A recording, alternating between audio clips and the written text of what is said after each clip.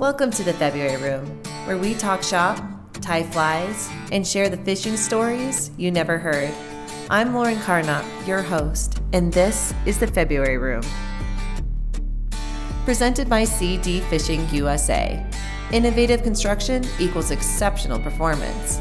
Visit cd-fishing.us and follow us on Instagram, YouTube, and Facebook. And remember to go fishing.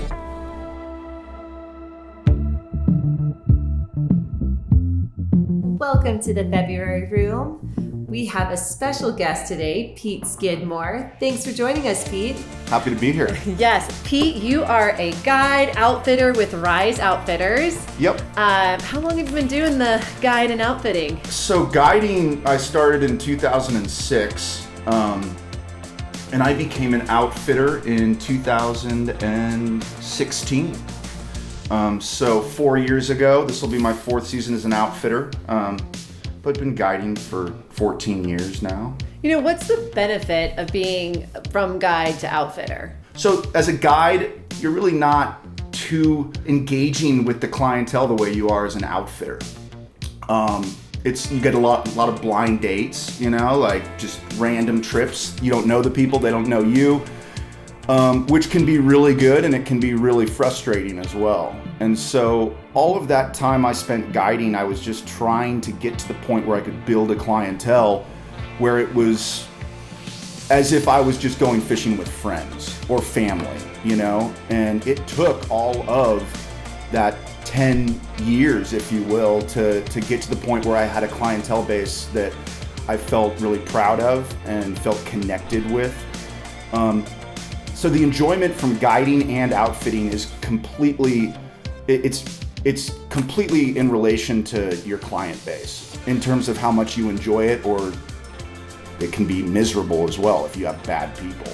So yeah, so being an outfitter is much more rewarding because you actually do have your own clients, you know? It's not as many blind dates, which I like. Totally. Yeah. I mean, you get to have the narrative of what your day is going to look like, yes, as opposed to going out there, like you said, on a blind date. Yep. And there's a certain amount of confidence that you have as an outfitter that you might not have had as a guide, and clients can obviously feed off of that. So as an outfitter, you know, I like to guide throughout the state of Montana. You know, I kind of call it travel guiding, you know, like Missouri, Twin Bridges, Missoula, the Kootenai, just going all over the place. And with your own clients that know and trust you, that is really easy to do. Whereas if I was working, let's just say for an outfitter out of a fly shop, you know, I don't have the freedom to tell somebody, hey, want to go, you know, up to Libby and up in the Yak and fish the Kootenai this summer instead of fishing out of Missoula. And when you've got that trust from your clients, it allows you to go do that. Even if I don't know the Kootenai very well, you know, it's like, but I'm, you know, taking clients that are like friends or family, so they give me the freedom to be the best guide I can be and be happy with not just being on the same stretch of river day after day after day, you know? So I think that's a really cool part of being an outfitter compared to just being a guide, let's say out of a fly shop. Well, Pete, we've known each other for 12 years. Mm-hmm. And 12 years ago, you had no tattoos.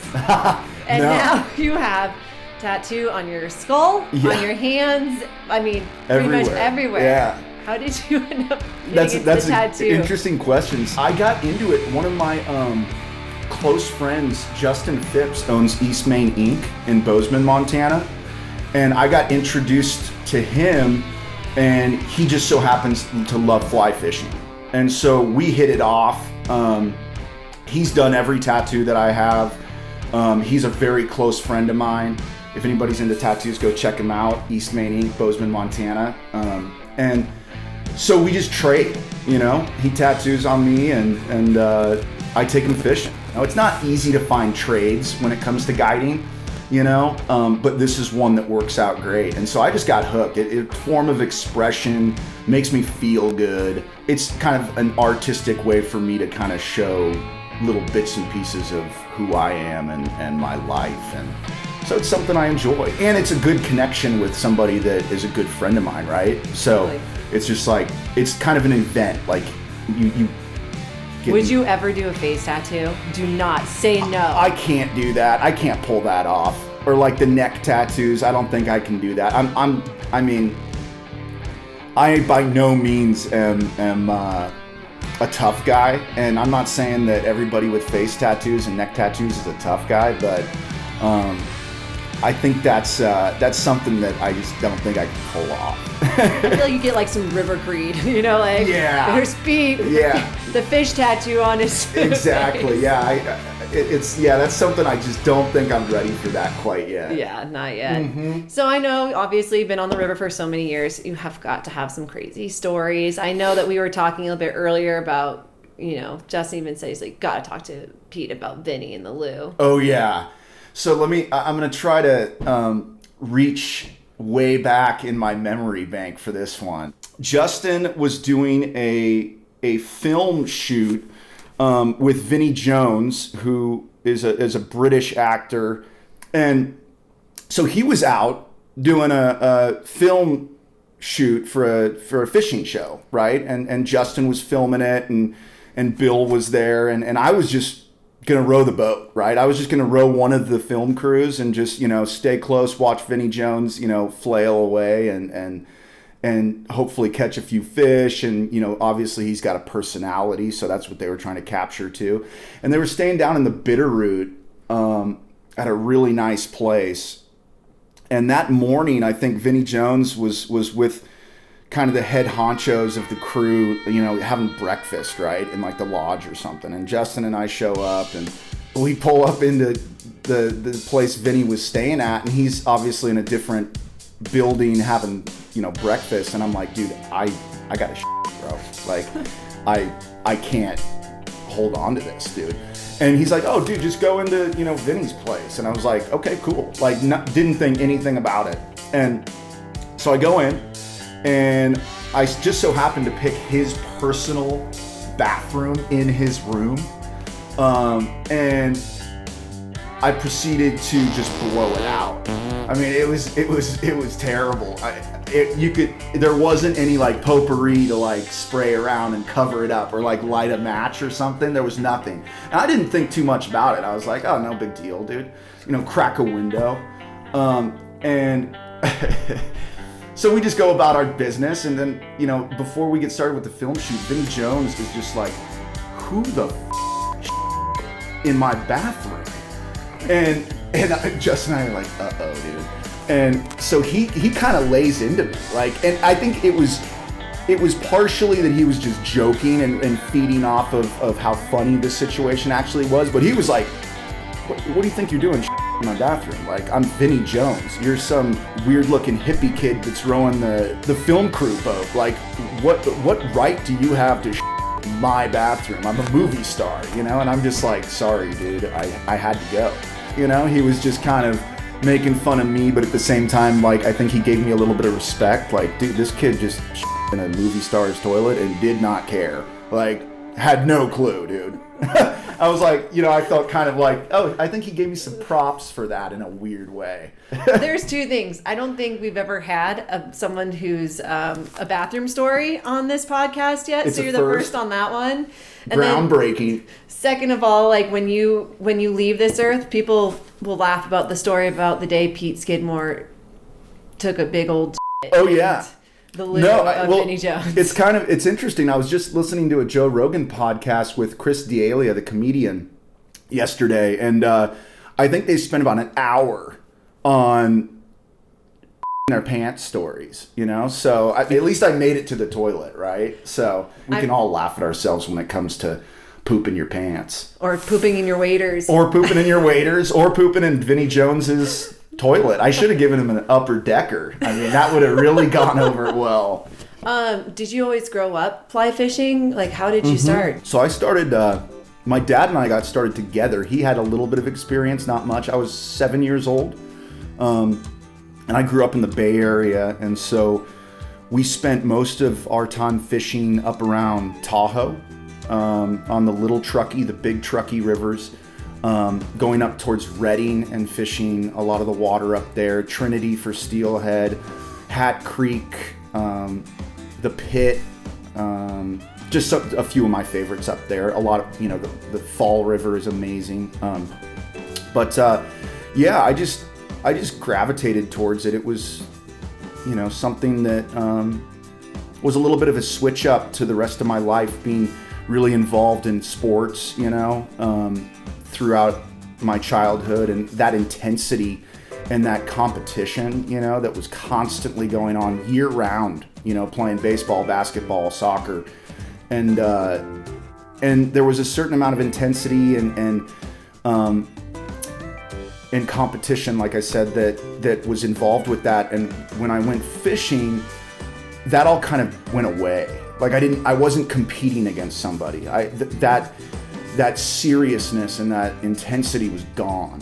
The fly fishing allows you to just quiet your thoughts, slow down, take a deep breath, relax, and enjoy it, Do you have like one of those kind of like special memories from fishing? As a kid, I remember some pretty special memories going out with buddies in the Napa River, which is the town that I grew up in, and striper fishing. And that was later on in my life. I was a teenager, but it wasn't when I was a little kid. We never fished around my hometown other than like some bass ponds, which was really cool too. But one memory I have is a couple buddies and I in his little John boat just putting around the Napa River fishing for stripers and just kind of blowing my mind. I didn't know that existed until, I was in high school. And so that is a fond memory I have of, going out in the boat, drinking beer as teenagers, smoking a little weed and fishing for striped bass. It was like, I can't believe this has been right under my nose this whole time, and I've never fished for these fish in this river that I always thought was just kind of dirty, and it didn't appeal to me because it wasn't this mountain stream with crystal clear water and trout. That's a fond memory I have. Another one was, along those same lines growing up, some buddies and I would take float tubes up to this reservoir, which was completely illegal. We never got caught, thank goodness. After 9/11, they got a little bit more serious if you were trespassing on, your county's water source, for drinking water, So we'd hike up this steep hill to get to this reservoir and climb the fence, throw our float tubes over, and we were using spin gear mostly on that reservoir and just catching some incredible smallmouth bass. That was another experience that I'll never forget, just another thing that just kind of, wow, this has been in my backyard this whole time and I'm just finding it out right now. And I think it showed me like this diversity of fishing. It's not just about fly fishing for trout.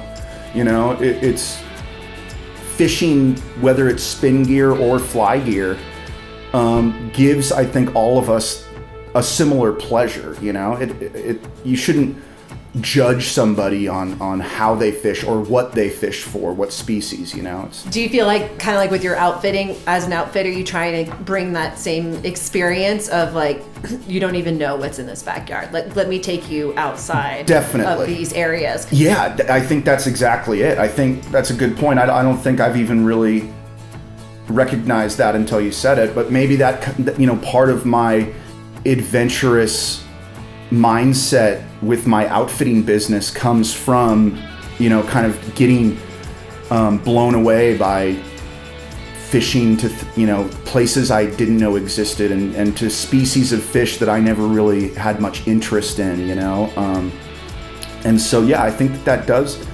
trickle down through my outfitting and I think my clients can probably sense that, that, hey, let's go roll the dice, like, I don't know what we're going to find in that stretch of river today, and I haven't been there in a year, but if you're cool with me taking you there, let's do it. So you just make the best of it, Yeah, I think I hear the saying from guides and outfitters that you can't control the fishing, but you can control the food and the experience. If you don't have that, if you're not a well-balanced fishing guide, is the way I like to describe it, then you're gonna have a lot more tough days than good days. But if you can teach, if you can have a good sense of humor, if you can listen and speak to people correctly, a lot of this is just being a really good bullshit too. I mean, as a fishing guide, you better be able to bullshit.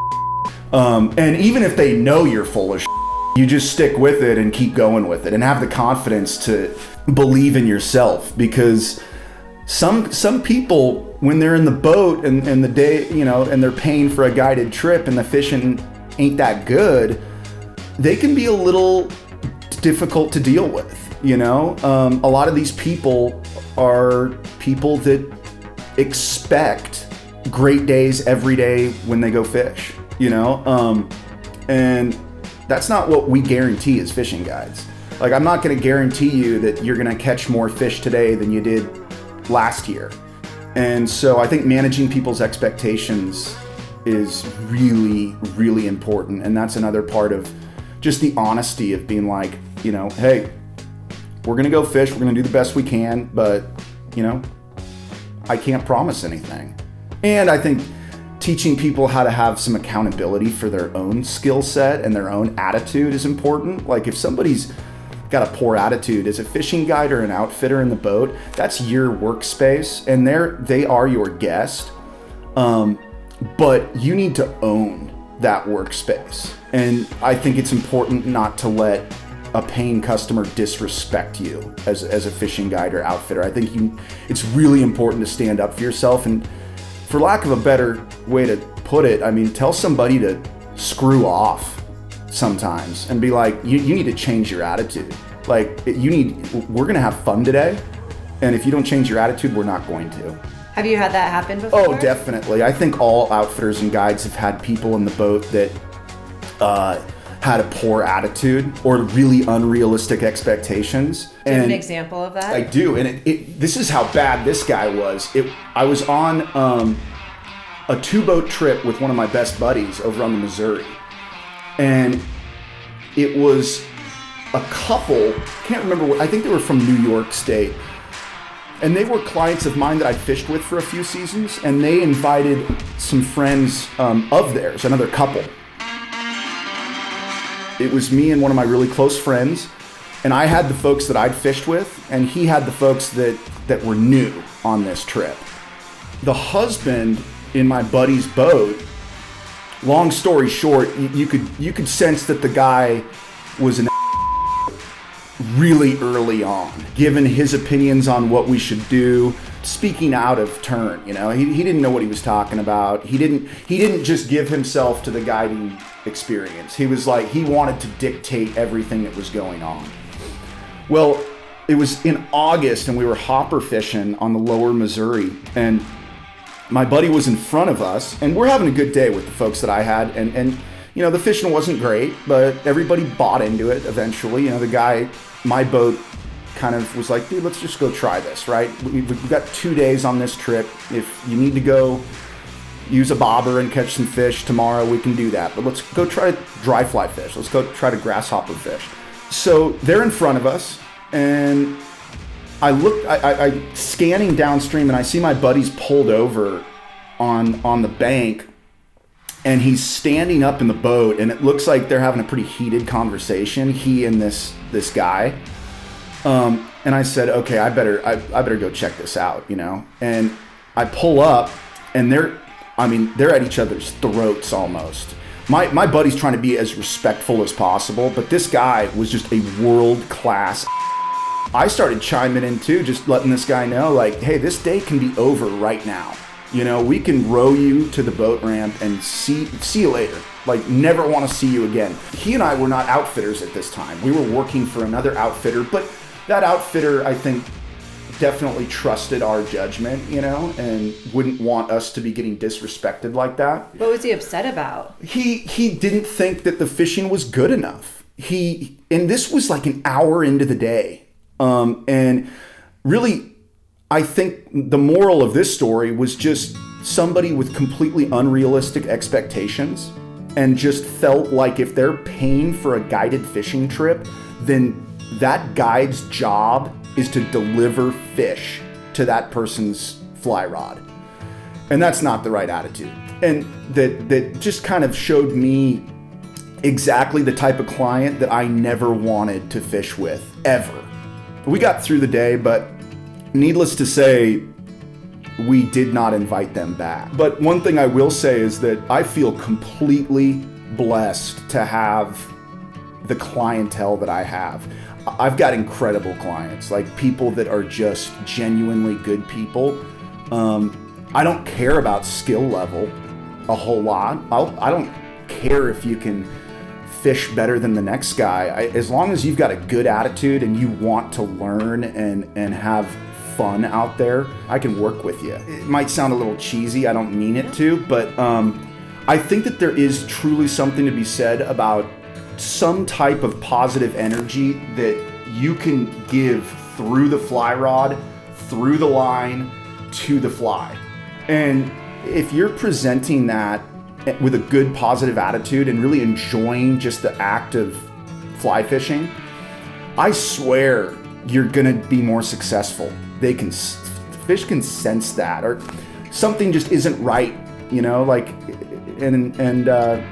so yeah, I think that there's something to be said about, like, if you got a good attitude and you might not have the best skill set, I think the fish bite better, you know? Like, if you got a bad attitude, fish don't bite good, in my opinion. I love the idea of like the energy from the rod to the line to the fish. Yeah. And it makes it that much more special when the fish comes in and you get to hold it. And even for me, I'm not all about size. I'm just like, well, I did that, you know? I'm the one that caught it and I set the hook right, and you know, and it makes it a lot more special. It doesn't take a bunch of fish to really enjoy certain parts of your day out there. And there's a certain intensity that's too much, at least in my boat.